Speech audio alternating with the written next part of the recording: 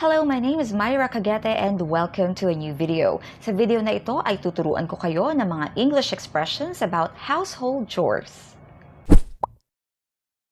Number 1, make the bed.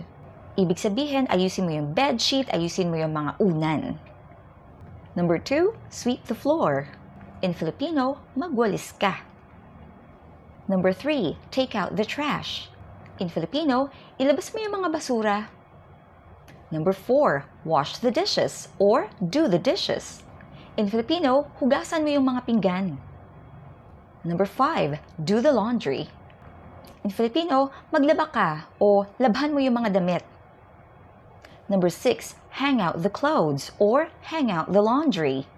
In Filipino, isampay mo yung mga damit. Number 7, take down the laundry from the line or simply take down the laundry. In Filipino, kunin mo na yung mga damit sa sampayan. Number 8, fold the laundry. In Filipino, tiklopin mo yung mga damit. Number 9, iron the clothes. In Filipino, planchahin mo yung mga damit or magplancha ka na. Number 10, put your toys away. In Filipino, ligpitin mo na ang mga laruan mo. Number 11, clear the table. In Filipino, ligpitin mo yung mga pinagkainan. Number 12, mop the floor. Ano naman yan sa Filipino? Let me know in the comments.